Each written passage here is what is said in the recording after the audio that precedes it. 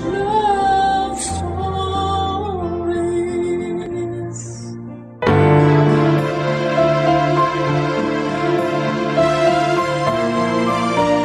Age doesn't matter lagi ang depensang kasabihan ng mga taong pinaglalaban ang pagmamahalan nila sa taong malayo ang agwat sa kanilang edad.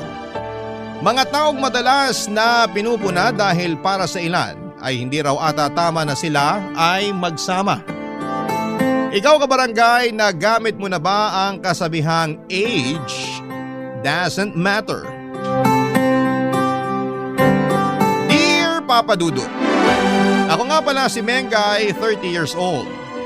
Ang aking isinulat sa kwento ay tungkol sa amin ng nanay ko. Kaming dalawa na lang ang magkasama sa buhay at matagal nang umexit sa mundong ito ang aking tatay.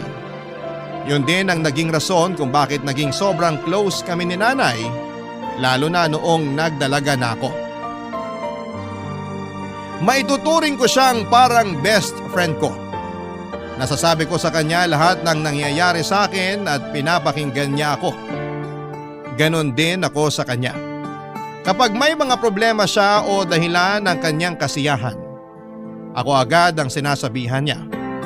Dahil nga roon kaya siguro'y wala kaming naging ibang mga malalapit na kaibigan dahil sapat na para sa amin ang pagkakaibigan namin bilang mag-ina. Hindi na namin kailangan ng ibang tao. Nasubok lang ang relasyon naming mag-ina nang magkaroon ng bagong boyfriend si nanay, Papa Dudut.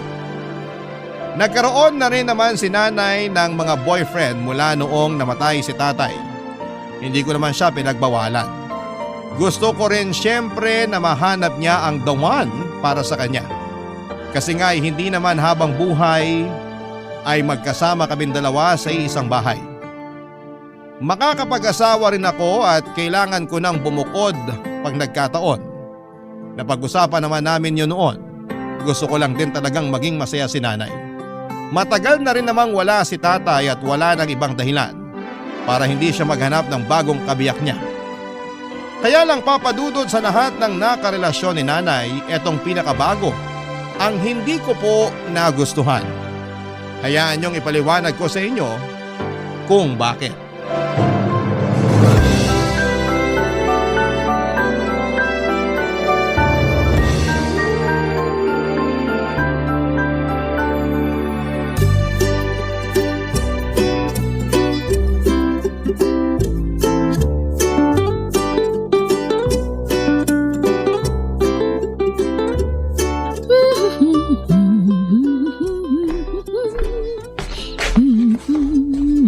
Wow! Mukhang good mood si nanay ah. Ganda pa ng outfit, oh. Saan ang punta? Sa Sabado pa.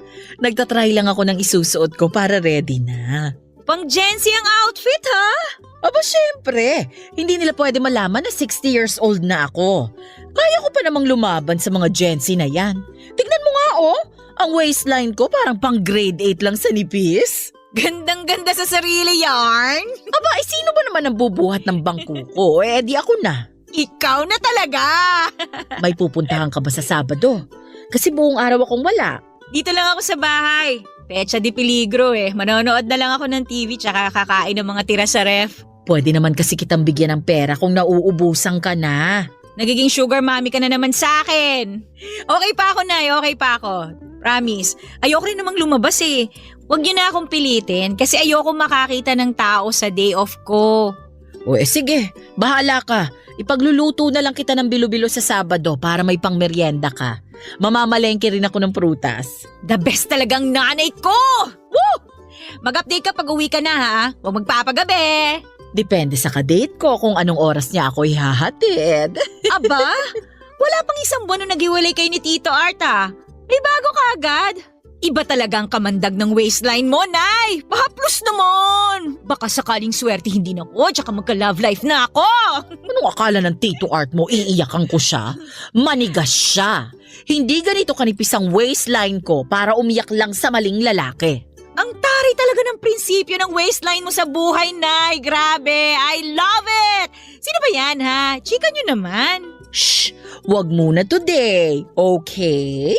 Ang arte talaga ng matanda, oo! trabaho. Sino yan, ha? Basta gusto ko na siya. Mabango, maporma, tisoy, saka maputi ang tuhod at siko. Bakit naman ginawa niyong blind item, Nay? Paborito ko yung ngipin niya na kahit sungki, ang ganda pa rin pag umingiti. Ang sarap itsulalaps! Nay, wala akong pakialam sa ngipin niya at sa tsulalap moments ninyo. Sino siya? Patingin ako ng picture. Wala siyang picture sa cellphone ko eh. Anong Facebook niya? Dali, Nay, ako na mag-check.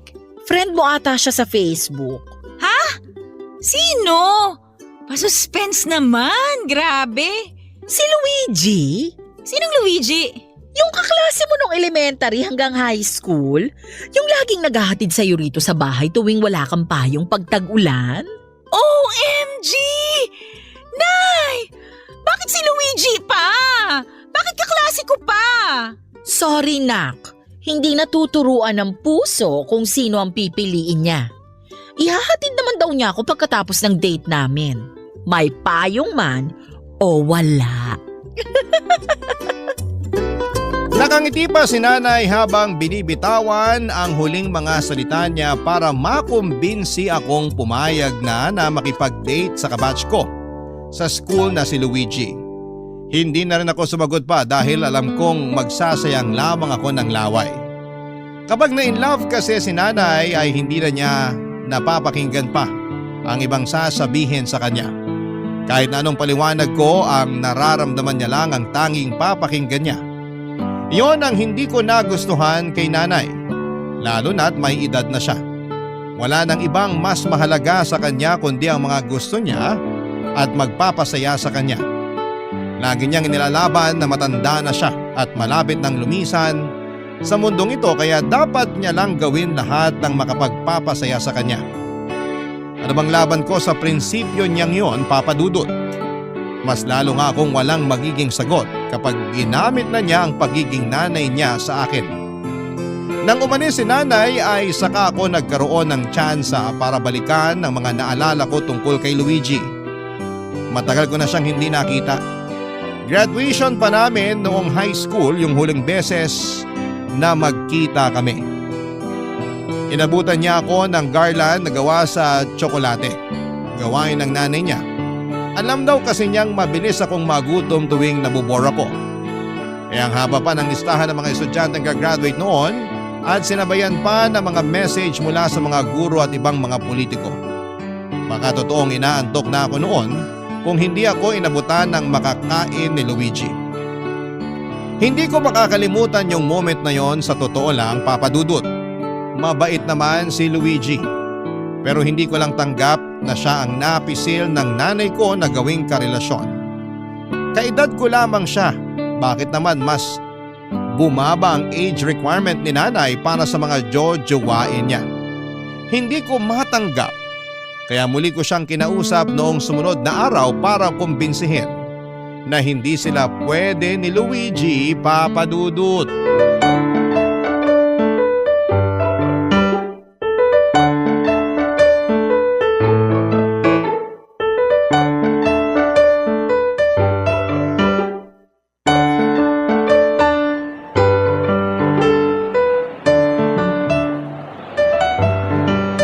Bongga ha? Ngayon mo lang ulit ako dinate. Touch naman ako, anak. Nalipat na ba ang Mother's Day? Naging busy ka na kasi sa mga bagong kumari mo eh. Ako naman naging busy rin sa trabaho. Wala na tuloy tayong team building. Hoy, namiss ko naman itong paglabas-labas natin. Namiss ko ang bonding natin. Sulitin na natin tong araw na to para makapag-bonding tayo, Nay. Anong gusto mong pag-usapan? Kumusta ka naman sa trabaho? Okay naman, ganun pa rin. Alam mo bang may pwede akong ireto sa inyo? Ang layo na agad ng usapan. Kakasimula ko pa lang na kumustahin ka sa trabaho. Napunta na agad sa irereto. Hindi maayos ang transition, ha? Dapat kasi magmadali bago ka pa maunahan. Bakit ba napunta sa reto ang usapan? Alam mo namang hindi ko na kailangan yan dahil meron na akong Luigi na... Yung kapatid ng boss ko. Naku, Nay, biyudo yun. Mayaman. Gentleman pa. Parang si tatay. Ay, hindi ako interesado sa mga ganyan. O sige, kung hindi ka interesado sa kapatid ng boss ko, pwede rin naman yung isang katrabaho ko. NGSB yun, Nay. Wag ka. NGSB? No girlfriend since birth. Naku, Nay, maasikaso yun. Grabe. Tisoy, magkakuko sila ni tatay. Di ba? Paborito niyo mga kuko ni tatay? Anak, Teka, mukhang ayaw niyo yata ng walang experience sa relasyon ah. Marami pa ako ritong nakalista, Nay. Wait ka lang ha. Wait lang. makinig ka kaya muna sa akin. Alam ko na. Ito, hindi ko pa nakakausap pero friends kami sa Facebook nito. Laging nagpo-post na sawa na siyang maging single. Sino yan? Ay, interesado siya. Prof ko nung college, Nay. Binata pa to. Kaedad mo lang siya, tsaka balita ko, malaki ang nakuha niyang retirement pay. Hindi ako interesado sa retirement pay. Pass. Kilalanin mo muna kasi bago ka mag-pass dyan. Hindi ko na sila kailangang kilalanin. Kasi kahit iharap mo ko sa kanila, isa lang ang gusto ko. O sino yung gusto mo? Yung byudo? Yung NGSB? O yung malaki ang retirement pay? Wala ni isa sa kanila.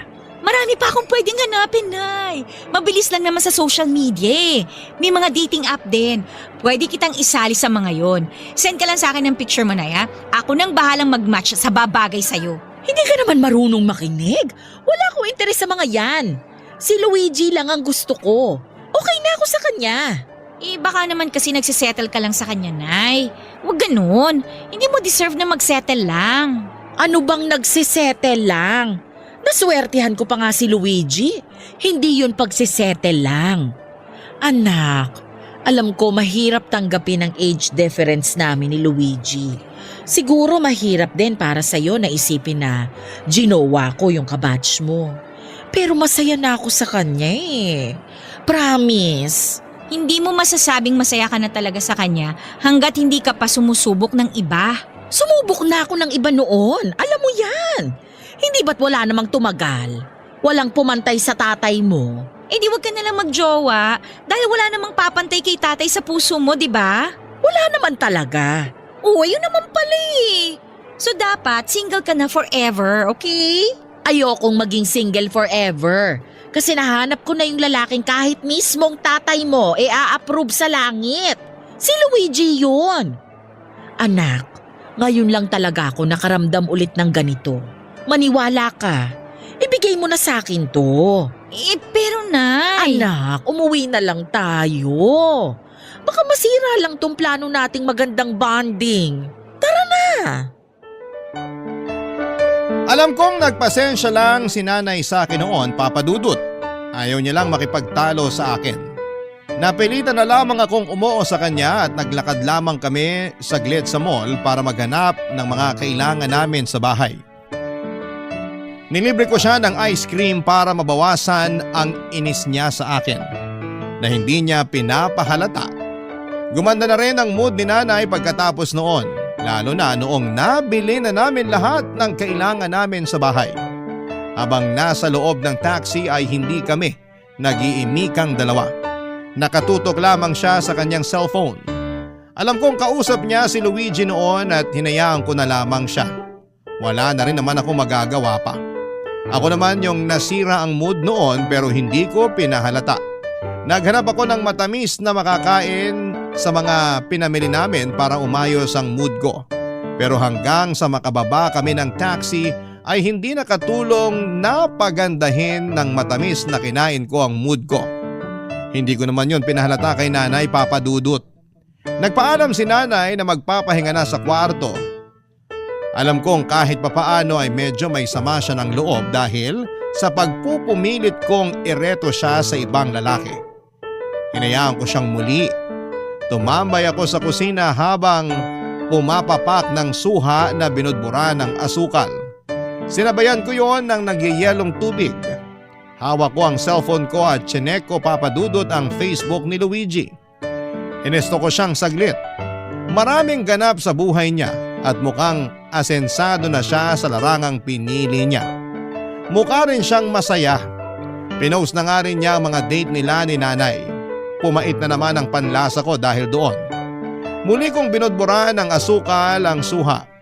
Hindi yun nakatulong, sadyang mapait na ang panlasa ko dahil hindi ko matanggap kung bakit sa dinami-rami ng mabibingwit na isda ni nanay, ang bangos na si Luigi pa ang nakuha niya. Pero ang nanay ko, sobrang kilig na kilig talaga sa kanya. Barangay Love Stories. Barangay Love Stories. 2 taon makalipas ang pagpanaw ni Tatay Papa Dudut, ay nagkaroon po ako ng pagkakataon na makita ang mga bagong karelasyon ni Nanay. Tulad ng sinabi ko sa inyo ay hindi ko siya pinigilan. Wala akong ibang gustong mangyari kundi ang mapasaya si Nanay. May mga nakarelasyon siyang byudo. Napalapit na rin ako sa kanila na parang tatay ko na. Pero hindi rin nagtagal ang lahat. Naisip ko na baka hindi pa kasi naka-move on ng totoo si Nanay, kaya hindi ganon kalalim ang mga naging relasyon niya sa mga unang taon na single siya. Namahinga ang puso niya sa pakikipagrelasyon at nag-focus sa kanyang sarili. Nagsumba at nakipagmadyong sa kanyang mga nakilalang kumare at ilan naming kapitbahay. Mas naging masaya si Nanay dahilan para lumitaw ang kagandahan niya. At dahil doon ay muli na naman siyang niligawan. May mga nanligaw at naging karelasyon siya na mas bata lang sa kanya nang hindi lalagpas ng 5 taon. Ayos lang ako roon, Papa Dudut. Lalo't mature naman sila at mas mukhang bata tignan si Nanay kapag nakadikit sa mga yon. Hindi rin nagtagal ang mga relasyon na yon, Papa Dudut. Sinabi ni Nanay na siguro'y hanggang doon lang talaga siya. Sabi niya baka kay tatay lang niya nahanap ang forever niya. Kinumbinsi ko siya at sinabing hindi pa lang niya nahahanap ang katapat niya. Yung lalaking papantay o baka humigit pa sa pagmamahal ni tatay. Hindi ako pinaniwalaan ni Nanay at tila sinukuan na niya ang ideya ng pag-ibig. Nalungkot ako, Papa Dudut. Kaya nga laking tuwa ko nang makita ko siyang na-excite muli sa pakikipag-date, pero agad ding nawala yon nang malaman kong kabatch at kaedad ko ang muling nagbukas ng puso niya. Mas lalong naging komplikado ang lahat nang makita ko siya sa kanyang kwarto at sinusukat pang muli ang wedding gown niya sa harapan ng salamin. Hindi ko sana siya pupunahin pero nakita ko kung paano siya ngumiti sa harapan ng salamin na akala mo'y ilang minuto na lang ay ikakasal na siya. At alam kong si Luigi ang nasa isipan niya ng mga oras na yon, Papa Dudut.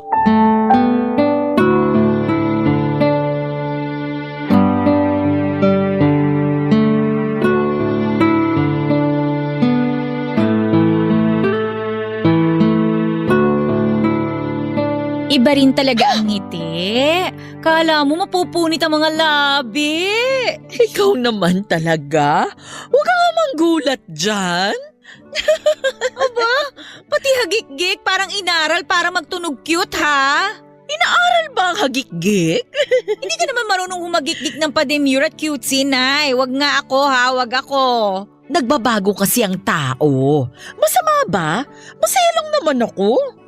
Ay, sana lang hindi dahil kay Luigi. Sorry, pero dahil ito kay Luigi.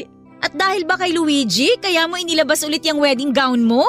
Pwede. Ay, awat na nga yung hagik-gik na yan, ay.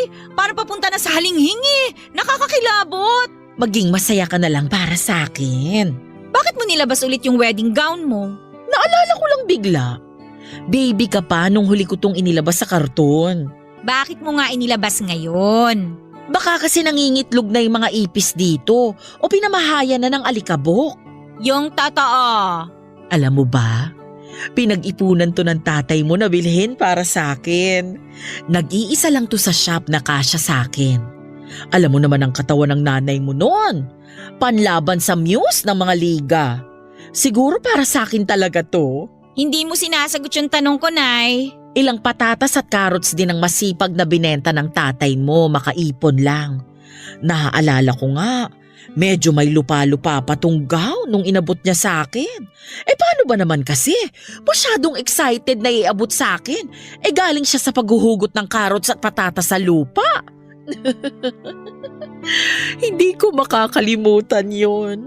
Talagang nililihis niyo yung usapan, no? Ano ba ulit yung tanong mo? Ay, pasensya ka na. Ang sarap lang kasing balikan ng alaala ng tatay mo at ng gown na ito. Paniguradong mabubura ang mga yan kapag nagplano ka na magpakasal sa iba. Paano mo naman nasabi? Iba kasi ang ngiti mo sa salamin eh. Parang ilang oras na lang at ikakasal ka na. Grabe naman. Yan naman yung hagikik na akala mo teenager na umiibig. Nakakaloka. Umiibig naman talaga ako. Alam mo naman yun. Kay Luigi, Oo. balak nyo na bang magpakasal?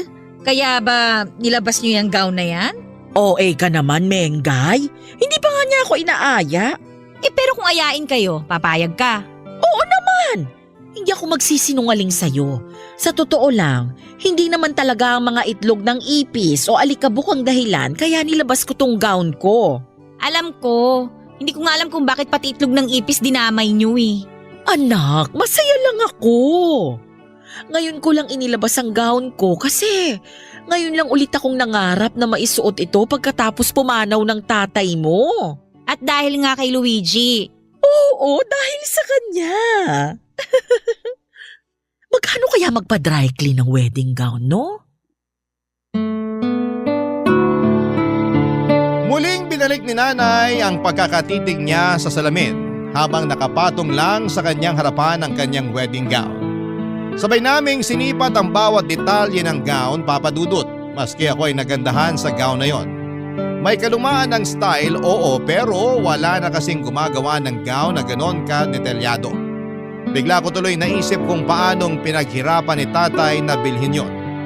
Nalungkot lang din ako dahil bigla kong na-miss si tatay. Mahiling magregalo ng damit si tatay. Noong graduation ko nga nung elementary ako ay siya pa ang nag-effort na pumunta ng Divisoria para makabili ng pinakamagandang bestida. Pinag-ipunan niya yon, Papa Dudut. Gusto niyang masigurado na ako ang pinakamaganda at mapapansin sa araw ng pagtatapos ko.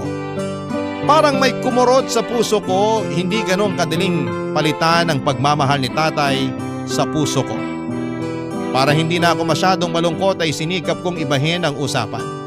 Ikinahon ng muli ni nanay ang wedding gown at saka inaya akong lumabas ng kwarto para magmeryenda. Sa sala kami nag-usap. Nilabas niya ang suha at gumawa ng maiinom naming dalawa. Nagkwentuhan kami tungkol sa trabaho ko hanggang sa hindi ko na namalayan na nailiko na niya ang usapan tungkol kay Luigi. Gusto talaga niyang pag-usapan ang bago niyang boyfriend. Wala akong naging takas. Sinabi niyang dadalaw daw si Luigi para magbigay galang sa akin. Natawa na lamang ako sa isipan ko. Kung gusto niyang magbigay galang sa akin, edi sana hindi niya ginowa ang nanay ko. Makalipas nga ang ilang araw ay dumalaw nga si Luigi para formal na kausapin ako tungkol sa relasyon nila ni nanay. Pahirapang itago ang emosyon ko noon pero kailangan. Para kay nanay.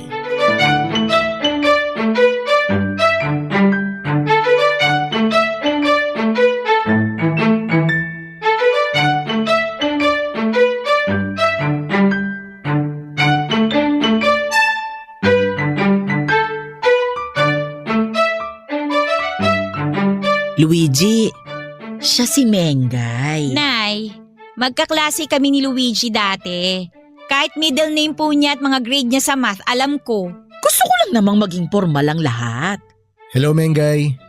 Ang tagal na nung huli tayo nagkita. Oo nga eh. Matagal-tagal na tayong hindi nagkita o kaya nagkausap man lang. Tapos gugulatin mo ko, jowa mo na pala nanay ko. Sa totoo lang, nagulat din naman ako. Hindi ko talaga alam na may in love ako sa nanay mo. Ako rin kaya. Sa ating tatlo, ako yung pinaka nagulat. Huwag na kayong makipagtalo ha. Ako ang panalo dito. Nagbibiro lang si Mengay ha.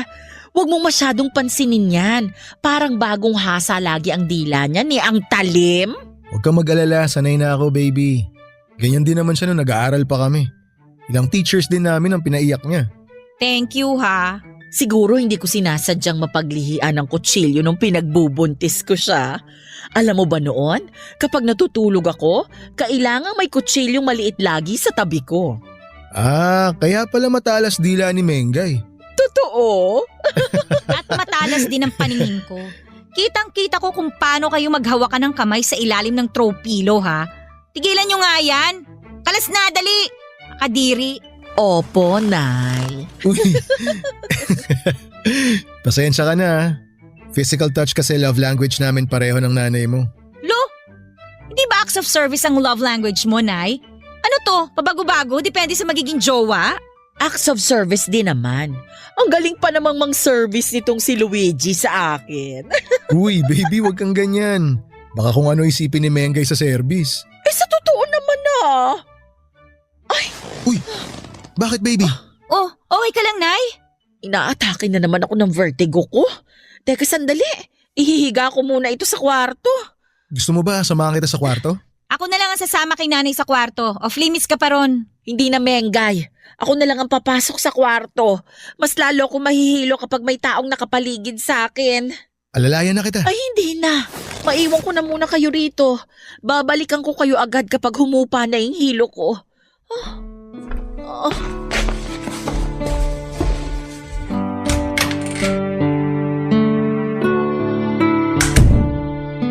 Mana ka pala sa nanay mo, no? Paanong mana? Yung vertigo. Hindi ba nung nag-aaral pa tayo, inatake ka rin ng vertigo habang nagre-review tayo nun sa library? Para dun sa science quiz bee natin? Naalala mo pa talaga yun, ha? Sino bang makakalimot dun? Ay, Bakit? nakalimutan mo na? Hindi ko na nga masyadong maalala yun eh. Kapag inaatake ako ng vertigo, hindi ko na maalala yung mga sumunod na nangyari. So hindi mo maalala na napaibabaw ka sa akin dala ng hilo? Tapos, aksidente mo akong nahalikan sa labi. Pagbagsak mo. Nanlaki ang mga mata ko hindi lang dahil sa sinabi ni Luigi kundi dahil bigla kong naalala yung eksaktong nangyari na yon. Nasa library kami at nagre-review. Kaming dalawa lang noon dahil nakimiting ang librarian namin sa ibang mga guro. Pinagkatiwala sa amin ang library dahil maliit lang naman yon at tiyahin ni Luigi ang librarian. Nang tumayo ako para ibalik ang libro sa bookshelf ay bigla akong inatake ng vertigo. Nahalata kagad ni Luigi yon kaya nagmadali siyang harapin ako. Hindi naging maayos ang balanse ko at nabuwal ako sa kanya. Hindi yon napaghandaan ni Luigi kaya na out of balance siya at natumba.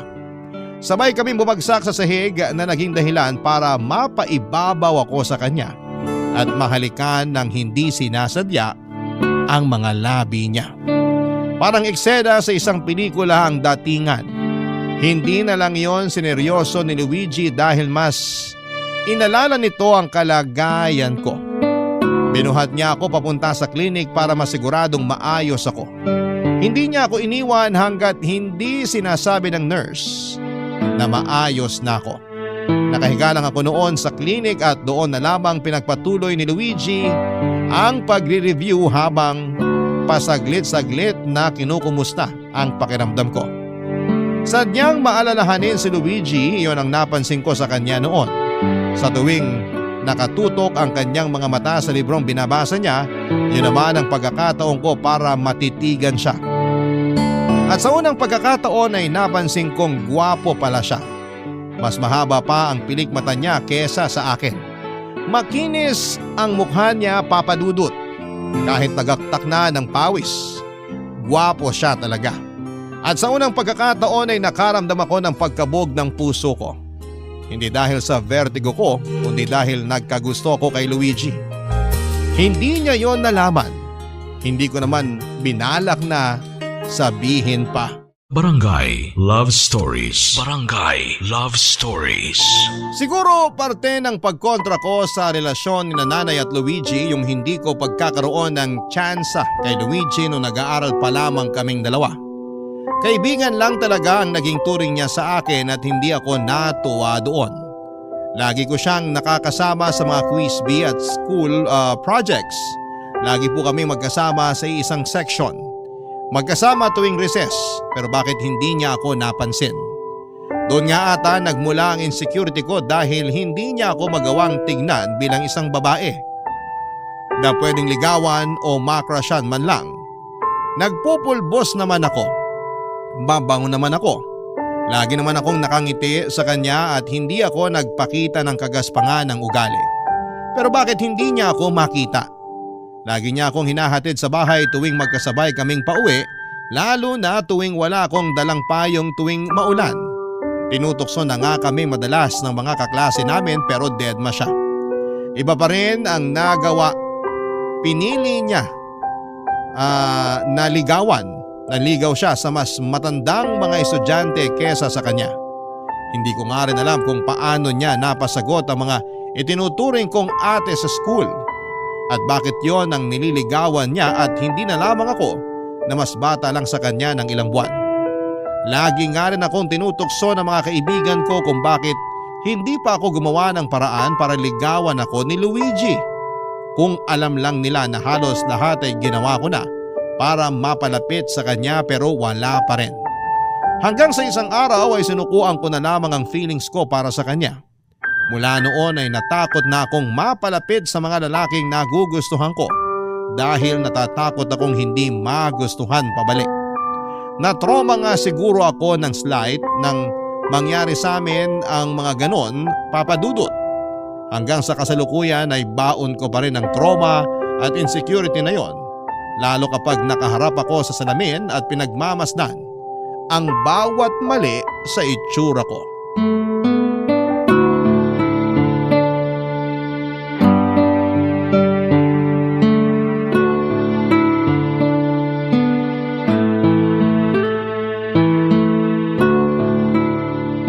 Mag-iisang oras ka nang nakatitig sa salamin, ha?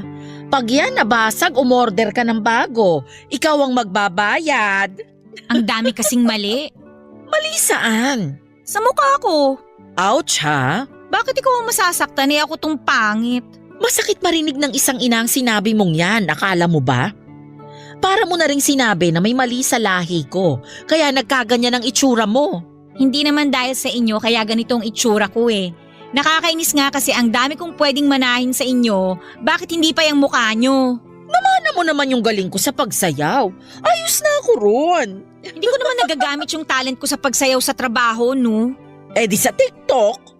Nay, hindi naman ako sumasayaw sa TikTok. Nanonood lang ako ron ng mga ganap sa Barangay LS. Ay naku naman, ngayon ka pa talaga naging insecure sa sarili mo? Maganda ka naman. Pero hindi kasing ganda nyo, no? Galing ka sa akin, kaya alam kong parehas lang ang ganda natin. 90% ang itsura ko galing kay tatay. Mukha akong lalaki, Nay. Parang iniinsulto mo naman ang tatay mo sa sinasabi mo. Eh bata pa lang naman ako, lagi na lang ako kinukumpara sa inyo eh. Bakit daw mas maganda kayo kaysa sa akin? Di ba raw dapat mas maganda ang anak kaysa nanay? Bakit daw pagdating sa akin, mukha na raw akong latak? Sino nagsabi sa'yo niyan? Mumurahin ko sa chat. Lahat sila! At pinakinggan mo naman. Eh bakit naman hindi? Eh paulit-ulit nilang sinasabi sa akin yun, no? Tapos lahat ng mali sa itsura ko, papansinin nila. Bakit daw bukas na bukas yung pores ko? Bakit daw ang lapad-lapad ng ilong ko? Siguro raw sa lapad ng ilong ko, naaamoy ko na yung magkabilang pisngi ko. Hindi ko na alam kung paano ka kukumbinsihin para mahalin at magandahan ka sa sarili mo. Hindi nyo naman po kasi kasalanan. Nasemento lang kasi yung insecurities ko dahil sa mga mapanghusgang tao sa paligid ko. Sorry anak, kung hindi kita napagtanggol sa kanila ha. Ay, kaya siguro ikaw ang nagustuhan ni Luigi eh. At hindi ako. Nagkagusto ka kay Luigi? Dati yun, Nay. Nung nag-aaral pa lang kami. Lagi kasi kaming magkasama nun eh. Tsaka siya lang yung mabait sa akin. Siya lang yung hindi nanlalait sa itsura ko. Mabait talaga si Luigi, ano? Hindi ka galit na nagkagusto ako sa kanya dati? Ay hindi! Bata ka pa naman nun. Normal lang yun. Kilala mo naman ang nanay mo. Mas open-minded pa kesa sa mga nagne-networking. Thank you, Nay, ha? Thank you rin kasi pinilit mong tanggapin ang relasyon namin ni Luigi ngayon. Eh, basta hindi ka niya sasaktan. Ayos na ako dun. Nangako siyang hindi. Subukan lang niya talaga kundi mumurahin ko siya sa chat. Linya ko yan ha. Mag-ina talaga tayo. Halika na muna sa kusina. Ipagbabalat kita ng suha at pinya para mabawasan ang pamamanas ng ilong mo. Nay naman eh. Joke lang. At sabay na nga kaming tumungo sa kusina para pumapak ng prutas. Yun talaga ang bonding namin mag-ina sa tuwing may sumasama ang loob sa amin. Nakagagaan siguro ng loob ang tamis ng prutas. Nakakawala ng pait ng loob. Lumuwag din ang pakiramdam ko nang sa wakas ay naamin ko na kay nanay na minsan ay nagkagusto ko kay Luigi. Siya lang ang tanging nakaalam noon. Kahit nga mga kaklase at kaibigan ko noon ay hindi nagawang sabihin ang tungkol doon. Kaya siguro nagtanim ako ng sama ng loob kay Luigi dahil hindi ko nagawang iproseso ng maayos ang feelings ko para sa kanya ng mga panahon na yon. Nang sa wakas ay nagawa ko na yung tanggapin at aminin ay nawala na ng kusa ang galit sa puso ko. Natanggap ko nang minsan ay na-reject ako ni Luigi pero ayos na yon. Hindi naman niya kasalanan. Hindi naman lahat ng taong gusto ko ay gusto rin ako. Pero ang pinaka-importante sa lahat ay natanggap ko nang sina Luigi at nanay talaga ang para sa isa't isa. Sa pagdaan nga ng mga araw ay napadanas na ang pagdalaw ni Luigi sa bahay. Wala na ako naging problema doon, Papa Dudut. Tulad ng magiliw kong naging pagtanggap sa mga nakarelasyon ni nanay noon, ganun din ang pinakita ko kay Luigi. Ganon talaga siguro kapag natanggap mo na ang sitwasyon. Pero kahit na ganoon ay hindi ko pa rin inamin sa kanya ang nararamdaman ko. Ang awkward naman kasi kung sasabihin ko. Saka pinakiusapan ko rin si nanay na wag niyang babanggitin kay Luigi yon. Alam kong tinupad naman yon ni nanay. Isang araw ay dumalaw si Luigi sa bahay. May date sana sila ni nanay pero nagkaroon ng emergency meeting si nanay sa Zumba group niya. Kaya sinabi niyang asikasuhin ko muna si Luigi hanggang hindi pa siya nakakauwi.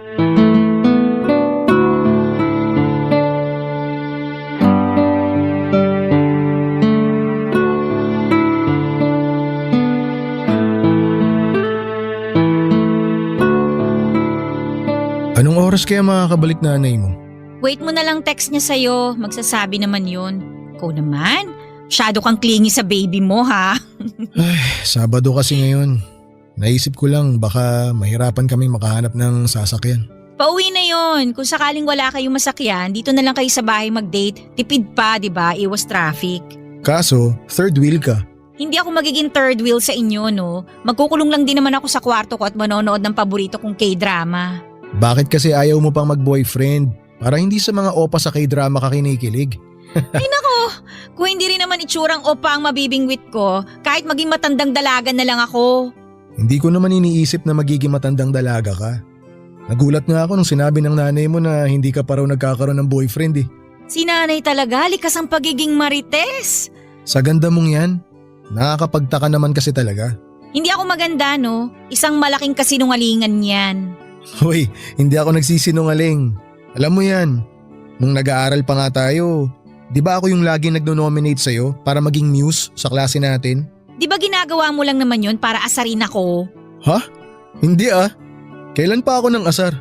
Minominate kita kasi naniniwala ako sa ganda mo. Pero wala namang bumoto sa akin noon. Ano ka ba? Ako, binoto kita. Nangawit na nakakataas kamay ko nun eh. Ikaw lang. Talo talaga ako kung ikaw lang, no? Ang importante, may naniwalang maganda ka. Kalokohan. Alam mo, yan ang kahinaan mo. Hindi mo makita yung ganda mo. Nagtataka nga ako sa iyo eh, kung bakit kailangan mo pang pahiran lagi ng pulbo yung mukha mo. Kasi pinaghihiyang mukha ko sa mantika. Tsaka yung humor mo, nakakatulong sa ganda mo. Gumaganda ka lalo kasi nakakatawa ka. Oo nga no, lagi nga pala kitang napapatawa nung nag-aaral pa tayo. Ikaw nga lang nakakapagpatawa sa akin dati. Yung mga naging girlfriend mo nun, di ka ba nila napatawa? Ano yun, landi-landi lang? Haplusan lang, ganun? Nadali mo. Wala kang kahit isang naging girlfriend doon na napatawa ka? Di nga, seryoso ba? Ikaw sana, kaso… Anong ako sana? Hala, ayan na. Napaamin tuloy ako nang wala sa oras. Paano nga ako? Ay, total matagal na rin naman na yun. Sige, aaminin ko na. Nagkagusto ako sa'yo noon. Kaso parang lagi nababahag buntot ko eh tuwing susubukan kong umamin sa'yo. Nagkagusto ka sa akin? Oo, ikaw ang consistent crush ko nung elementary at high school tayo. Kaso parang hindi mo naman ako type nun. Paano mo naman nasabi? Lahat kasi ng mga lalaki na lumalapit sa'yo noon sinusupladahan mo. Inisip ko tuloy na galit ka sa mga lalaki. Pero hindi ka naman kasali sa sinupladahan ko nun ah. Yun nga sa loob-loob ko, ang swerte ko. Kaya naisip ko na baka kaya hindi mo ako sinusupladahan kasi kaibigan ang turing mo sa akin. Mali ang na-pick up ng radar mo. Mali? Ay, nagkagusto ako sa'yo nun. Kaya lang iba naman yung ginujowa mo eh. Puro yung mga ate sa school natin. Ang gaganda tsaka ang sikat pa ha. Ano bang laban ko sa mga yun? Naisip ko nga baka mahilig ka talaga sa mas matanda sa'yo eh. Mas lalo lang akong tumiklop. Siguro may mommy issues ka, no? Uy, wala Niligawan ko yung mga yon kasi nga sila lang naman yung nagpakita sa akin ng interest dati. Kaya para makalimutan kita, sila na lang yung pinansin ko. Bakit? Bakit hindi mo sinubukan? Lagi naman tayong magkasama, di ba? Flag ceremony, recess, quiz bee, tsaka uwian. Tayo, di ba? Tayo lagi yung magkasama. Bakit hindi ka nagtanong? Sa totoo lang hindi ko rin alam Tulad nga ng sabi ko sa'yo kanina, laging nababahag yung buntot ko. Pero mahalaga pa ba yun? Nakaraan na yun Oo nga, tama ka. Nakaraan na yun. Tapos na yun. Kayo na ni nanay. Masaya na kayo. Ay, pero anong klaseng saya kaya kung tayo? Napatitig at napanganga ako sa huling sinabi ni Luigi. Pati ako ay napatanong. Paano nga kaya papadudot kung kami? Bigla ako nakaramdam ng hilo pero hindi dala ng vertigo kundi dahil sa halo-halong emosyon. Napasandal ako sa sofa at napatingin sa kisame habang pilit na hinahabol ang mga nangyari. Alam kong nakatitig lang sa akin noon si Luigi at hindi ko magawang ibaling ang tingin ko sa kanya sa takot na muling lumakas ang nararamdaman ko para sa kanya. Para akong bumalik bilang kaklase ni Luigi, bilang teenager na lihim na nagkagusto sa kanya. Binalikan ko saglit ang mga naging ala-ala ko noong mga panahong pinipigilan ko pa ang nararamdaman ko para sa kanya. Halos maiyak ako't lalo't parang natuwa ang batang Mengay dahil sa wakas, ang pinapangarap kong Luigi noon ay nagkagusto naman pala sa akin. Aksidente akong napangiti at nahuli yon ni Luigi. Napatawa ito dahilan para mapatingin ako sa kanya. At doon nagsimulang magtitigan ang aming mga mata. Naglapit ang aming mga muka at nagdikit ang aming mga labi. Hindi na kami nakapagpigil, Papa Dudut. Parang sabay naming binalikan ang aming kabataan. At sinulit namin ang pagkakataon na yon. Naghalikan at nagyakapan hanggang sa pareho kaming hindi nakapagpigil na hubaran ng bawat isa. May nangyari sa amin. Nang matapos kami ay sakto namang dumating si nanay nang walang kamalay-malay sa nangyari. Hindi kami makatingin ng diretsyo kay nanay, Papa Dudut. Nagpanggap akong may pupuntahan lang para makaiwas sa kanila. Alam kong sinundan ako ng tingin ni Luigi palabas ng pintuan, Papa Dudut. Pagkatapos noon ay nakatanggap ako ng text mula kay Luigi. Mag-usap daw kami dahil parang nalito na siya sa nararamdaman niya. Para raw bumalik ang pagmamahal niya sa akin at napaiyak na lamang ako dahil parehas kami ng nararamdaman at hindi ko alam kung paano yon ipoproseso. Sa tingin po ninyo, ano ba ang dapat kong gawin? Sana'y magawa ninyo akong tulungan, isa akong masugid na tagapakinig ng Barangay LS, lalo na ng Barangay Love Stories. At hangad kong makarating sa inyo ang kwentong ito at umaasa ako na sana'y matulungan po ninyo ako sa sitwasyon na pinasok ko. Maging ng inyong mga tagapakinig.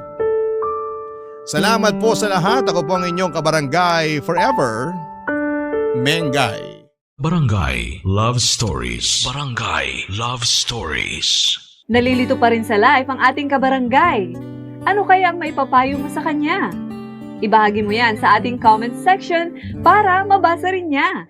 Nagustuhan ng iyong napakinggan? Ituloy yan via livestream sa www.gmanetwork.com/radio. Barangay LS 97.1 Forever.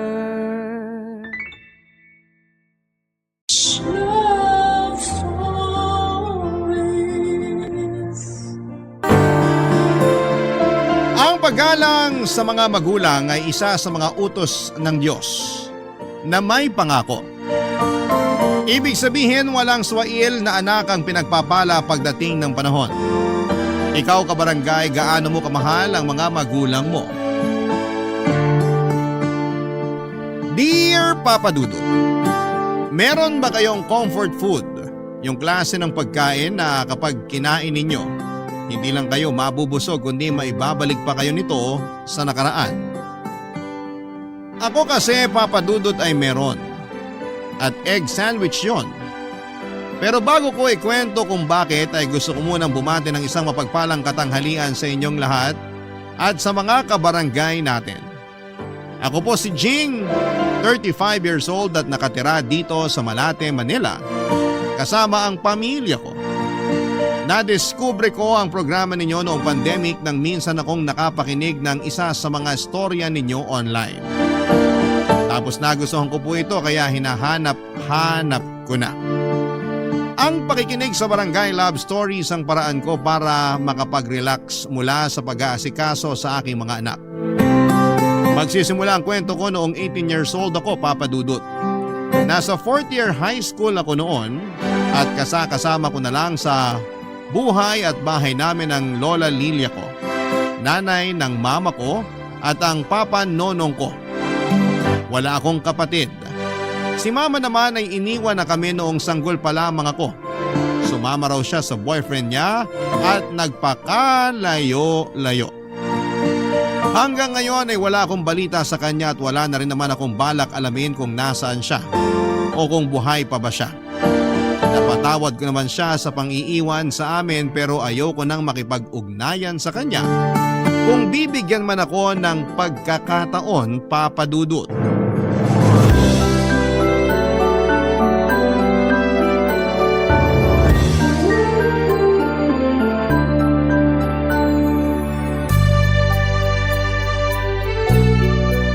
Ay, grabe. Sakit ng katawan ko. Nak, kuha mo naman ako tubig. Parang di ko na kayang tumayo sa upuan at maglakad. Sige po. Grabe. Ngalay na ngalay mga binti ko katatayo sa trabaho kanina. Buti na lang talaga hindi kami pinag-OT kasi baka di ko na kayanin. Mahirap talaga kumita ng pera rito sa atin. Kahit na anong sipag mo parang kulang pa rin. Pa, tubig po. Salamat. Kaya ikaw, mag-aral kang mabuti para sa opisina yung maging trabaho mo. Matagal pa naman po yun, 18 pa lang po ako. Malapit na rin naman.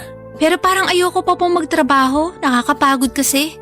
Wala namang trabaho na hindi nakakapagod. Mas nakakadagdag lang talaga ng pagod yung mabigat ginagawa mo. Tapos maliit pa sweldo mo. Oo nga po pala, tuwing kailan sweldo nyo? Ha? Bakit mo naman natanong? Sige na po, sagutin nyo na lang. Kinsenas katapusan, bakit? Ayun, sakto. Bakit nga? Kasi po may sasabihin ako. Ano na naman yan, ha? Baka pagkakagasosan na naman yan. Opo, pero matagal pa naman. Parang 2 buwan simula ngayon. Sige, ano ba yan? Magkakaroon po uli kami ng tour bago yung graduation. Gusto ko pong sumama. Lagi mo namang gustong sumama, di ba? Opo, pero hindi naman ako nakakasama. Ay, pasensya ka na. Kasi lagi rin may pinaggagamitan yung pera natin na nakalaan para sa tour mo. Kaya hindi ka nakakasama. Pero gusto ko na pong sumama ngayon. Pagbigyan niyo na po ako. Kasi malapit na rin naman ang graduation namin. Sigurado ka bang gagraduate ka? Ay, oo naman po. Kahit yun na lang yung regalo niyo sa akin. Tsaka para makasama naman ako sa tour namin. Lagi na lang po kung hindi nakakasama eh. Di ba pinaliwanag ko na nga kung bakit hindi? Opo, pero nakakainis pa rin. Huwag kang mainis. Alam mo namang mahirap lang ang buhay natin. Alam ko naman po yun, pero naiinggit na kasi ako sa mga classmate ko na nakakasama sa tour namin. Buti pa sila pinag-iipunan talaga ng mga magulang nila yung pambayad. Ako, lagi na lang taong bahay o hindi kaya nasa school para maglinis sa araw ng tour namin. Ay, o sige. Dahil kinonsensya mo na ako, sige. Pag-iipunan ko na yung tour mo. Para makasama ka na rin at di ka na mainggit sa mga kaklase mo. Talaga po? Oo nga. Kaya wag mo na akong simangutan dyan. Salamat po, Pa. The best talaga kayo. Oo, pero sana mapag-ipunan ko. Kasi baka magkasabay-sabay na naman mga bayarin natin. At kailanganin ko yung pera na yun pambayad. Huwag naman sana, kasi magtatampo na naman ako sa inyo niyan. Kaya nga pag-iipunan ko na, di ba? Para hindi ka na magtampo. Asahan ko po yan ha. Batang to, napakasigurista. Siyempre naman po. O siya, masahihin mo muna mga binti ko para naman may lakas na ulit ako magtrabaho bukas at sa mga susunod na araw. Naantok na po ko. Sige ka, pag di ako nakapasok bukas sa trabaho dahil masakit mga binti ko, hindi rin ako makakaipon ng pang-tour mo. Sige na nga po, pero saglit lang ha. Papa Dudut, simula elementary hanggang third year high school ay hindi ko pa naranasang makasama sa mga tour o field trip. Mahirap lang kasi ang pamilya namin at medyo gagastos talaga ng malaki kapag sumama ako. Sinasabi ko naman ng maaga kay Papa para mapag-ipunan niya, Papa Dudut. Pero laging may pinagkakagastosang mas mahalagang bagay ang perang nakalaan para doon. Kaya nga laging masama ang loob ko at nagtatampo sa kanya. Lagi ko rin siyang dinadabugan at nagmamaktol ako sa harapan niya pag hindi nasusunod ang gusto ko. Pero sa huli wala rin naman akong magagawa. Factory worker ang tatay ko at kumikita siya ng minimum. Magkaibigan at magkaklase sila ng nanay ko noong high school at nabuntis niya ito kahit na may boyfriend ito. Pero pareho naman daw nilang ginusto kaso sa huli iniwan pa rin siya ni mama nang makipagtanan ito sa iba. Tinanggap na lamang ng papa ko ang mga nangyari kahit na masakit sa kanya. Nagalit din sa kanya si Lola, nanay ng mama ko dahil sa ginawa nila ni mama. Kaya nagsorry si Papa kay Lola at nangako na aalagaan ako at palalakihin. Naawa naman si Lola sa sitwasyon namin noon dahil sanggol pa ako. At ulilang lubos na rin ang Papa ko.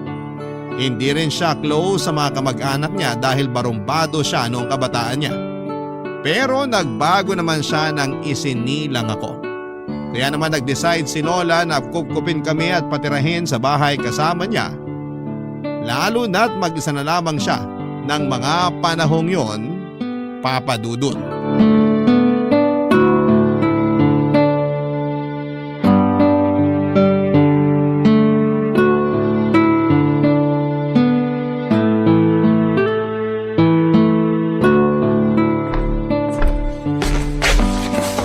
Laalis po ako. Oy! Sandali! Bakit po? Huwag mo akong maktulan. Hindi ako katulad ng papa mo na madadala mo sa pagganyan-ganyan mo. Umupo ka rito sa tabi ko. Pero aalis nga po ako. At saan ka pupunta, ha? Sabado ngayon, wala namang kayong klase. Gagawa po kami ng project sa bahay ng kaklase ko. Gagawa raw. Baka naman tumatakas ka lang sa mga gawaing bahay kaya gusto mong umalis. Hindi po, grabe naman kayo. Ano? Grabe ako? Sinisigurado ko lang na hindi ka nagsisinungaling sa amin ng papa mo. Bakit ko naman po gagawin yun? Malalaman nyo rin naman yung totoo. Mabuti alam mo. Pero seryoso, may gagawin po kaming project ngayon. Kung gusto nyo, yung classmate ko pa ang magpaalam sa inyo. Hindi na kailangan. Paalisin din naman kita, pero mag-usap muna tayong bata ka. Hindi na po ako bata, 18 na po ako, dalaga na ako. Talaga lang ha? Dalaga raw pero madalas isip bata. Tungkol saan po ba yung pag-uusapan natin? Nalaman ko na gusto mo raw sumama sa tour ninyo. Opo, nakwento po sa inyo ni Papa? Oo. At nakwento rin niya yung sinabi mo sa kanya na pag hindi ka nakasama, magtatampo ka raw sa kanya. Tama ba yun? Ay, syempre. Nakakatampo naman po na lagi na lang akong hindi nakakasama sa tour namin. Simula elementary hanggang third year high school. Kaya ka naiinggit sa mga kaklase mo, ganon. Opo. Alam mo naman ang sitwasyon ng buhay natin, di ba? Alam ko naman po, pero… Alam mo naman pala, pero bakit ganyan ka pa rin mag-isip? Hindi naman po sa ganun. Hindi raw sa ganun, pero para ka pa rin bata na hindi naiintindihan ng sitwasyon ng pamilya natin. Baka nakakalimutan mo na kulang na lang magkanda-kuba kami ng papa mo sa pagtatrabaho para maitaguyod ka lang. Hindi ko naman po nakakalimutan yun. Kaya nga nag-aaral ako ng mabuti para masuklian ko yung pagsasakripisyo nyo. Dapat lang na mag-aral ka ng mabuti. Kasi maswerte ka dahil nakakatungtong ka sa eskwelahan. Marami dyan ang mga kaedad mo yung mas pinipiling pagtrabahuhin ng mga magulang nila kaysa pag-aralin. Nagtatrabaho rin naman po ako Diba tinutulungan ko nga po kayo sa pagtitinda? Oo, sa tuwing wala kang klase. Pero nitong nakaraan napapansin ko ha, lagi ka na lang umaalis tuwing Sabado at Linggo. Katulad ngayon, aalis ka na naman. Mahalaga naman po yung pupuntahan ko. Kanina ko pa sinasabi na gagawa nga po kami ng project ng mga classmate ko kaso parang hindi nyo naman naiintindihan. Anong sinabi mong bata ka? Hindi na nga po ako bata. Naiintindihan ko na po yung sitwasyon ng buhay natin. Sabi nyo nagkakanda ko ba na kayo ni Papa sa pagtatrabaho para maitaguyod ako. Ibig sabihin, kasama rin po doon yung maibigay nyo sa akin yung mga gusto ko. Anong pinagsasasabi mo? Saan mo yan natutunan? Naisip ko lang po. Kasi may iba akong kaklase na katulad din natin yung buhay pero nakakasama naman sila sa tour. Hindi mo dapat kinukumpara ang buhay natin sa buhay nila. Tsaka kung gusto mo talagang sumama sa tour na yan, tulungan mo kami ng papa mo sa pagtatrabaho. Hindi yung pagsasalitaan mo kami ng ganyan. Para kang hindi nag-aaral. Papa Dudut, aminado naman ako na may pagkatamad ako sa bahay namin at mahirap utusan. Kaya madalas ay nagagalit sa akin ang lola ko lalo na at may pagka-strikta siya. Mabait naman siya pero lamang lang talaga yung pagiging mataray niya. Lagi rin niya akong pinapangaralan na huwag maging swail na anak dahil ayaw niyang kalakhan ko yon. Wala raw kasing mararating ang mga anak na hindi marunong rumespeto sa mga magulang. Kaya dala-dala ko pa rin ang pangaral niyang yon magpahanggang sa ngayon. Tindera ng mga gulay ang lola ko at kasama niya ako sa paglalako ng mga ito sa palengke at sa ibang mga barangay. Pero kapag nasa school na ako ay mag-isa na lamang si lola na nagtitinda. Bilib talaga ako sa kanya, Papa Dudut, dahil sa edad niyang 58 ay may lakas pa rin siya na katumbas ng 10 kabayo. Kaya nga kahit nagdadalaga na ako noon, ay napapalo pa rin niya ako. Minsan nagagalit at nagtatampo ako kay lola dahil masungit siya sa akin. Pero alam ko at ramdam ko naman na mahal niya ako katulad ng pagmamahal sa akin ni tatay. Yan ang mga bagay na hindi ko makakalimutan, Papa Dudut. Barangay Love Stories. Barangay Love Stories. Papa Dudut, isa sa mga turo sa akin ng lola ko ay ang pagpapahalaga sa bawat sentimong kinikita namin. Ibig sabihin, kailangang pag-isipan ko ng mabuti ang mga bagay na dapat kong pagkagastosan para hindi naman daw sayang ang pera. Pero pagod na akong mainggit sa mga kaklase ko na palaging nakakasama sa mga tour, Papa Dudut. Sawa na akong makinig sa mga magaganda at nakakatuwa nilang kwento tungkol sa mga lugar na binibisita nila dahil gusto ko rin na makapunta doon. Gusto ko rin na ako naman ang magkwento. Imbes na lagi na lang nakikinig sa kanila, Papa Dudut. Kaya nga lalo kong pinaramdam kay Papa na gusto kong sumama sa paparating naming tour. At kapag hindi na naman ako nakasama, sinabi ko na maglalayas ako sa bahay namin. Natakot ang tatay ko na baka totohanin ko ang paglalayas, kaya naman sinabi niya ang pag-iipunan niya ang perang ipambabaya doon. Umasa ako ng husto na nananabik na dumating ang araw na yon. Yun pa lang kasi ang unang pagkakataon na makakasama ako sa naturang tour, kaya naman hindi na ako mapakali pa. Yung bang tipong gusto ko nang hilahin ang mga araw sa sobrang excited ko, Papa Dudut.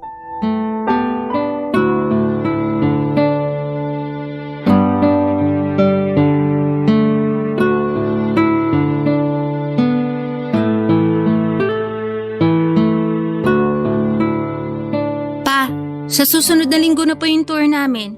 May pera na po ba kayo? Ha? Ay oo naman, may naipon na ako. Naku, excited na po ako. Pwede ko na po bang kunin? Nagpapabahid na kasi si Ma'am para sa mga siguradong sasama. Sige, sandali. Kunin ko lang sa wallet ko. Oh, ito na anak. Ay, bakit sakto lang po ito? Anong ibig mong sabihin? Wala na po ba kayong pera para may pasobra naman? Said na yung wallet ko. Wala na akong pera rito. Ano ba yan? Kulang po to. Paano magkukulang yan sabi mo sakto na yan? Ang ibig ko pong sabihin, pambayad lang to sa tour. Wala pa po rito yung baon ko at pocket money. Pwede ka namang magbaon ng kanin at ulam dyan. Tsaka bakit kailangan mo ng pocket money? Siyempre, baka may bibilin po ako dun sa mga lugar na pupuntahan namin. At saka gusto ko masarap naman po yung ulam ko. Hindi yung lagi nalang itlog, isda at gulay katulad ng inuulam ko sa school. Napakagastos mo namang bata ka. Hindi na po ako bata. Kainis kayo ni Lola. Lagi niyo akong sinasabihan ng ganyan. Para sa amin ng lola mo, bata ka pa. Kasi parang bata ka pa rin mag-isip. Ewan ko sa inyo. Anong ewan mo sa akin? Aba, Jing, hindi ko gusto yung ugali mo at mga pasagot-sagot sa akin, ha? Lagi niyo naman pong hindi gusto ni Lola yung ugali at pagsagot ko eh.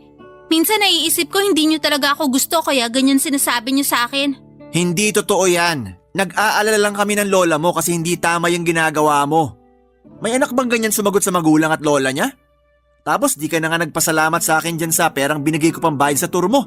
May bago ka na namang hinihingi. Dapat po kasi pati yung perang pambili ko ng baon tsaka pocket money, pinag-iipunan niyo rin. Ano ka mo? Maiisip ko pa ba yun? Kailangan din natin magbayad ng iba nating gastusin dito sa bahay? Yung pagkain natin, sa kuryente, tsaka sa tubig. Minsan lang naman po ako sumama sa tour. Kaya wag niyo na pong isumbat sa akin yung mga bayarin natin. Hindi ko lang mapigilan kasi parang nakakatampo ka naman. Magtatampo kayo sa akin tapos magsusumbong na naman kay Lola. Anong magsusumbong pinagsasasabi mo dyan? Pinagalitan niya kaya ako tungkol sa sinabi ko sa inyong gusto kong sumama sa tour namin. Hindi pagsusumbong yon. Nagtanong lang yung lola mo kung bakit napapadala sa pag-overtime ko sa trabaho. Kaya sinabi ko na nag-iipon ako pambayad sa tour mo.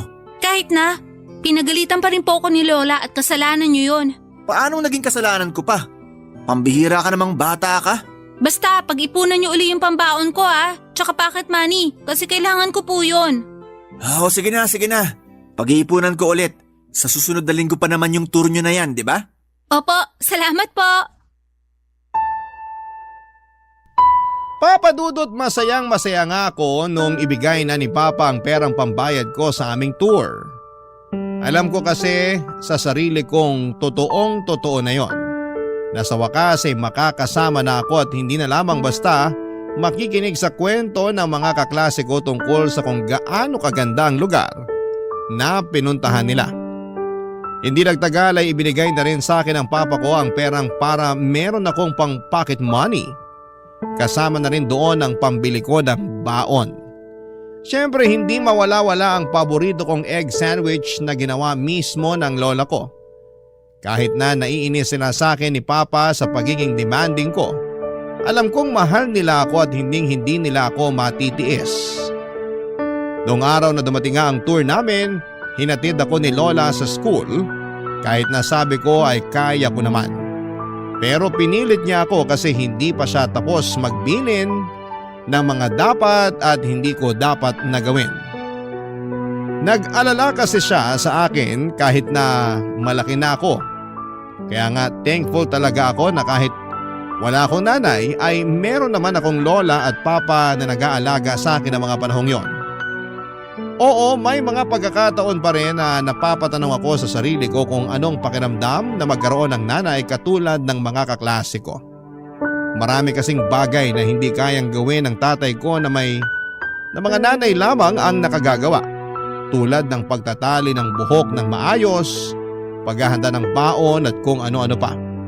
Buti na lang talaga at nandyan si Lola kaya kahit papaano ay napupunan niya ang pangangailangan kong yun, Papa Dudut.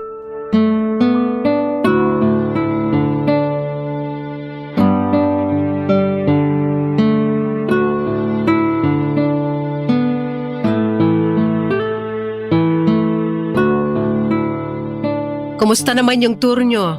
Naku, sobrang saya Paula. Ang gaganda dun sa mga pinuntahan namin. Hanggang ngayon hindi pa rin ako makapaniwala na kasama na ako sa tour. Magpasalamat ka sa tatay mo. Kasi kung hindi dahil sa kanya, hindi ka makakasama dyan. Nagpasalamat ako kay Papa. Okay na po yun. Oo nga, pero hindi ko lang mapigilan ang sarili ko na maawa dun sa tatay mong yun. Napakasipag kasi. Kahit napapagod na siya sa pagtatrabaho, tuloy-tuloy pa rin siya sa ginagawa niya kasi nga, desidido siya na makasama ka rin dun sa tour nyo. Opo, kaya masayang-masaya nga po ako. Pero napansin ko po, laging dinadaing ni Papa na sumasakit daw yung tiyan niya. Nasabi po ba niya sa inyo? Oo. Alam niyo po ba kung bakit? Sinabi niya wag ko na raw sabihin sa'yo kasi baka mag-alala ka raw. Mas lalo po ako mag-aalala kung hindi niyo sasabihin sa akin. Naisip ko nga na karapatan mo ring malaman lalo na tatay mo yun. Kaya nga sabihin niyo na po.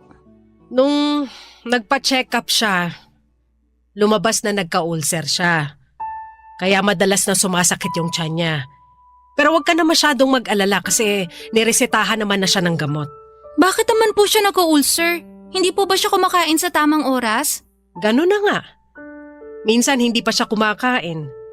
Inamin niya sa akin yon kaya lalong lumala yung sakit niya. Bakit po? Kasi nagtitipid siya.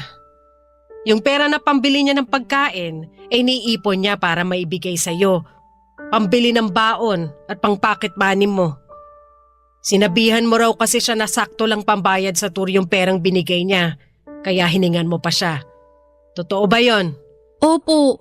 Pero hindi ko naman po alam na hindi siya kakain para lang may maipang pambaon at pang pocket money ko. Hindi naman kasi tayo mayaman. Yung buhay natin di katulad ng mga kaklase mo na dalawang magulang nila yung naghahanap buhay. Oo, natutulungan ko ang papa mo sa pagtitinda ng gulay. Pero hindi naman pare-pareho yung kita ko. May mga araw na malakas, pero mas marami yung matumal. Tsaka, tumatanda na ako. Kahit na kaya ko pa naman, medyo nakakaramdam na rin ako ng mga sakit-sakit sa katawan. Kaya nga sabi ng papa mo tumigil na ako sa pagtitinda. Ako naman yung may ayaw kasi gusto kong tumulong sa kanya dahil kawawa naman siya. Siya lang yung nagtatrabaho para sa pamilya natin. Dahil sa sinabi niyo parang nakonsensya naman po ako. Hindi ko sinabi yon para yan ang maramdaman mo. Gusto ko bumawi ka sa kanya kahit na sa mga maliliit na bagay na hinihingi niya. Tulad ng pagpapamasahe sa binti niya pag nangangalay siya. Pero mali pa rin yung inasal mo sa papa mo, ha? Dapat mas naging mapagkumbaba ka. At hindi yung lagi mo siyang minamaktulan. Alam ko naman na alam mo ang sitwasyon ng buhay natin. Kaya sana mas maging maunawain ka. Lalo na sa ama mo kasi ginagawa naman niya lahat para maibigay lang sa'yo yung maayos na buhay. Balang araw maiintindihan mo rin at pasasalamatan mo siya. Salamat po kasi sinabi niyo sa akin yung mga pagsasakripisyo niya. Lalo na para lang makasama ako sa tour namin.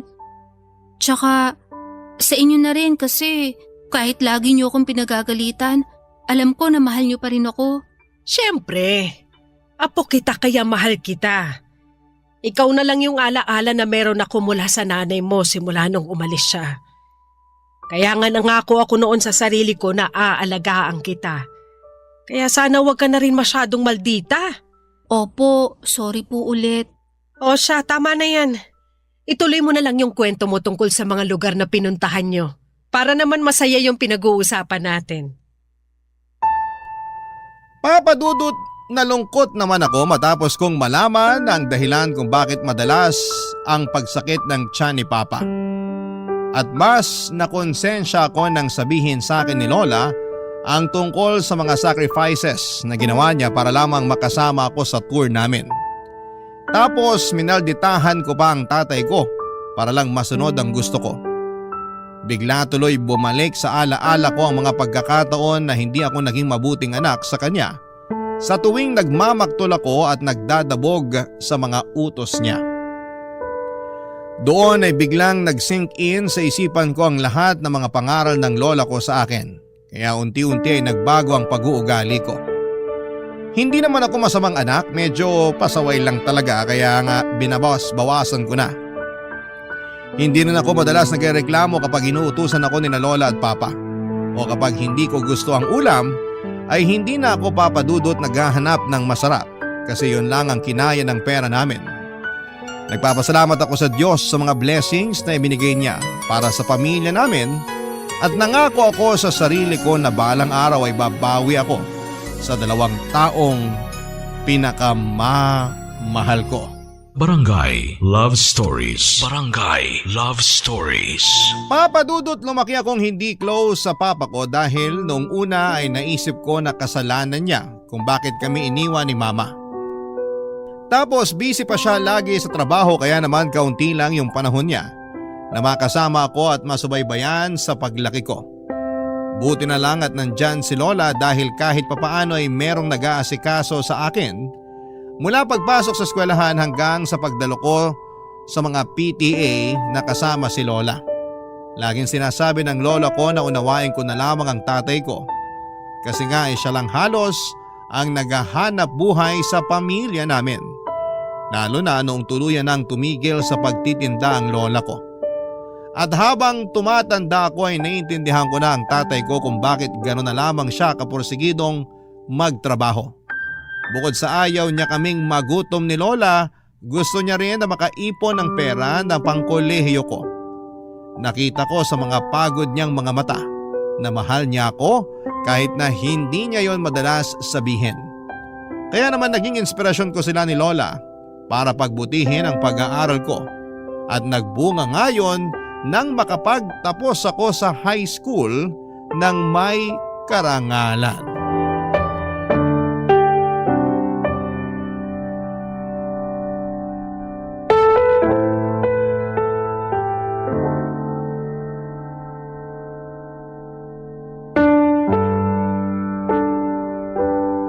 Naku, ang galing-galing naman ang apo ko. Congrats na!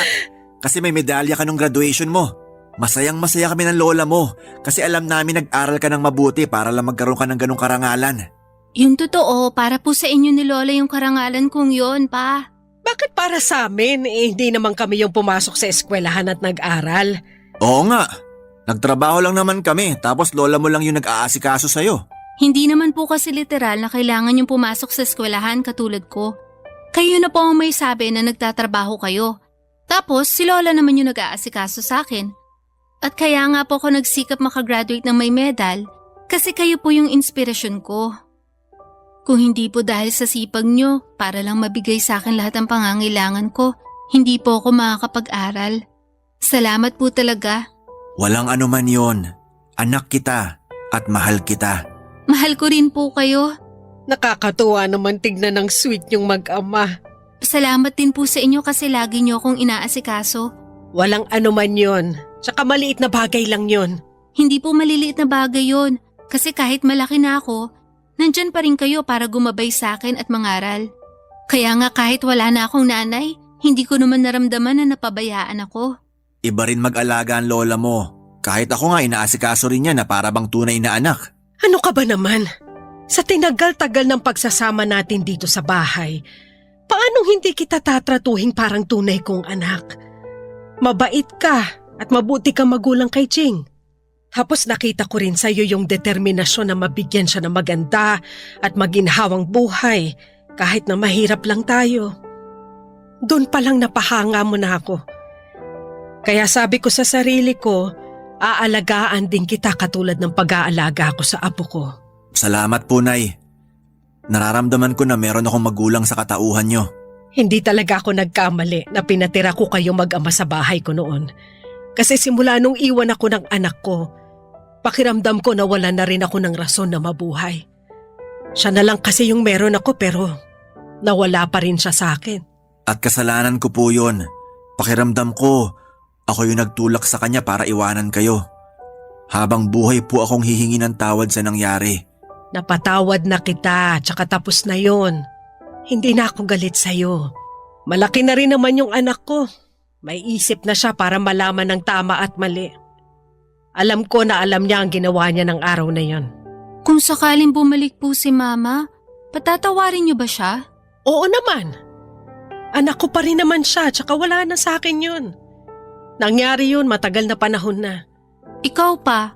Wala na rin kaso sa akin yon. Ang mahalaga, bumalik siya para sa inyo ng lola mo. Ayos na ako na wala sa prioridad niya. Kasi kayo na lang din ang lola mo ang prioridad ko. Ikaw ba, Jing? Sakaling bumalik ang mama mo tapos humingi ng tawad sa pang-iiwan niya sa'yo nung baby ka pa lang. Patatawarin mo ba siya? Pwedeng oo, pero hindi ibig sabihin sasama na ako sa kanya sakaling kunin niya ako. Kasi para sa akin, kayo lang ni Papa ang pamilya ko.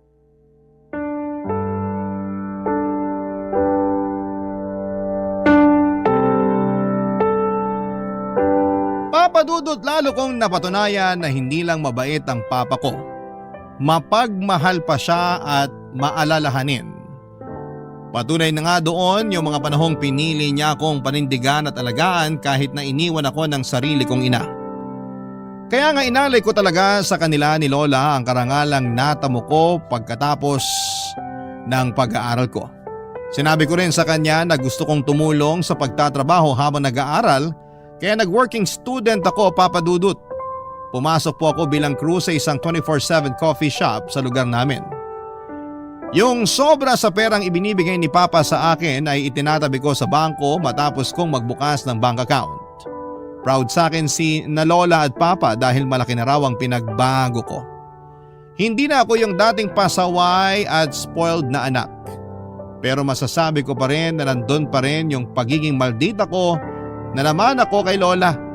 Kapag sinasabi ko yon sa kanya ay laging tumataas ang kilay niya kasi mas maldita pa rin daw ako. Natatawa na lamang ako kapag naaalala ko yon at kahit nga college na ako noon ay lagi pa rin akong ginagawa ng baon ng lola ko.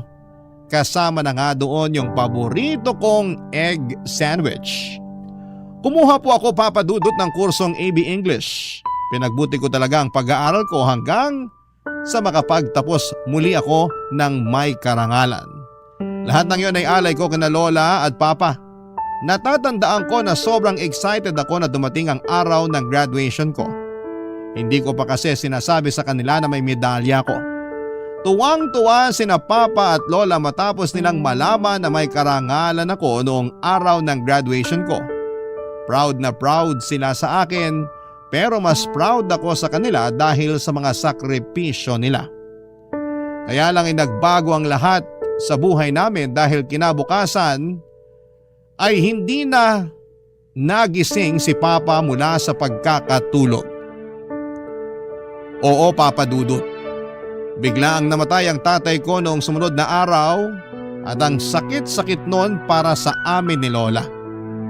Mabilis man na lumipas ang 5 buwan ay hindi naman naging ganon kadali ang pag-move on ko.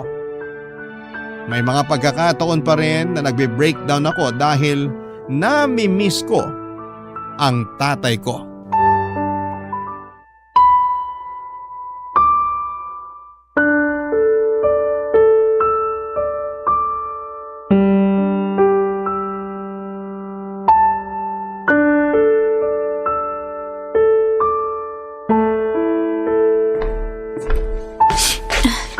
Umiiyak ka na naman ba, Jing?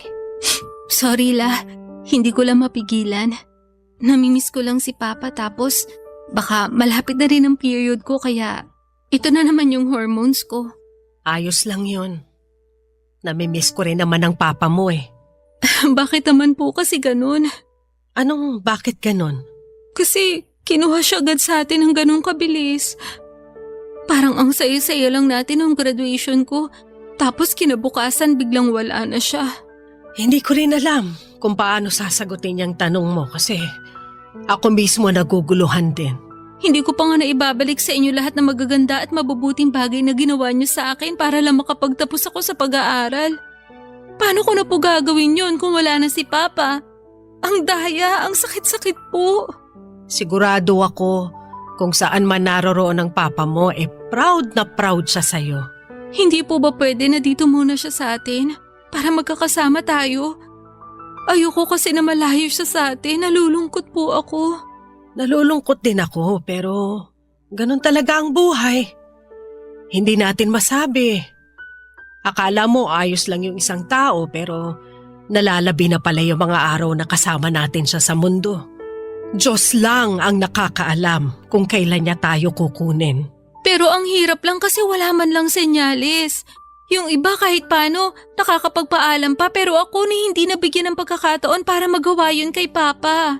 Wala na tayong magagawa, kundi tanggapin na lang talaga yung nangyari kahit masakit.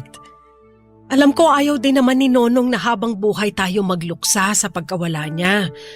Lalo ka na nagsisimula pa lang sa buhay may trabaho mo. Alam ko naman po yun, pero nahihirapan pa rin ako makausad. Mabuti na lang nagiging busy ako kapag nasa trabaho. Kahit paano, nakakalimutan ko yung pagkawala ni Papa. Pero hindi ko pa rin po mapigilang malungkot at mag-alala. Ha? Bakit ka naman nag-aalala? Kasi natatakot na ako mag-isa. Hindi ka naman mag-iisa. Kasama mo pa ako. Opo, pero Pero ano? Ano bang akala mo sa akin? Susunod na agad dun sa papa mo? hindi naman po sa ganun. Pero bigla ko lang naisip kasi Kasi matanda na ako. Sobra ka naman sa akin. la naman eh. Huwag ka na kasi masyadong mag-alala dyan. Dahil magsasama pa tayo ng matagal. Iniingatan at inaalagaan ko naman ang sarili ko kasi gusto ko pa mabuhay ng matagal. Lagi rin ako nagdarasal sa Diyos na sana wag muna niya akong kunin para may makasama ka pa. Ako rin, yun din ang lagi kong dasal. Kasi marami pa po tayong gagawin na magkasama. O yun naman pala Kaya wag ka na mag-isip ng kung ano-ano dyan. Basta tandaan mo, hanggat nandito ako, hindi ka mag-iisa. Hanggat nabubuhay ako, merong kang makakasama. Baka maiyak na naman ako niyan. Ikaw talaga? Tahan na! Lagi ka na lang umiiyak. Ayaw ng papa mo niyan. Gusto niya kahit wala na siya, lumaban ka pa rin. Magpakatatag ka. Dahil may maganda pang buhay na naghihintay sa'yo sa hinaharap. Papa Dudut, alam ko na may mga araw na malungkot. Meron din na masaya. At hindi naman palaging mabigat ang nangyayari dahil meron ding mga araw na magaan. At kapag nakakaramdam ako ng lungkot sa tuwing naaalala ko ang pagkawala ng papa ko ay lagi ko na lamang iniisip ang mga masasayang alaala na kasama ko siya noong nabubuhay pa siya. Mahal na mahal ko si Papa at masaya ako kasi nabigyan ako ng pagkakataon na makasama siya bago siya nawala sa piling namin ni Lola. Sa kasalukuyan ay may asawa na ako at mga anak. Wala na rin si Lola dahil noong nakaraang taon lamang ng 2023 ay pumanaw na siya, Papa Dudut. Pero masaya ako kasi nakasama ko pa siya ng matagal-tagal at nasaksihan niya pa na ikasal ako at nagkaanak. Kahit papaano. Panatag na ang puso ko na nasa mabuti silang kalagayan ng papa ko nang magkasama. At sa tuwing nami-miss ko sila ay nagluluto ako ng paborito nilang pagkain na naging paborito ko na rin para naman lagi ko silang naaalala. Hanggang dito na lamang po, Papa Dudut, ang sulat ko at maraming pong salamat sa inyong programa sa Barangay Love Stories. Sakaling mapili po ninyong i-ere ang istorya ko. Naway kinapulutan po ito ng aral at inspirasyon ng mga kabarangay natin. God bless po sa inyong programa, ang inyong kapuso at kabarangay, Jing. Barangay Love Stories. Barangay Love Stories. Kwentuhan naman tayo dito sa comment section. Nagustuhan ng iyong napakinggan? Ituloy yan via live stream sa www.gmanetwork.com/radio. Barangay LS 97.1 4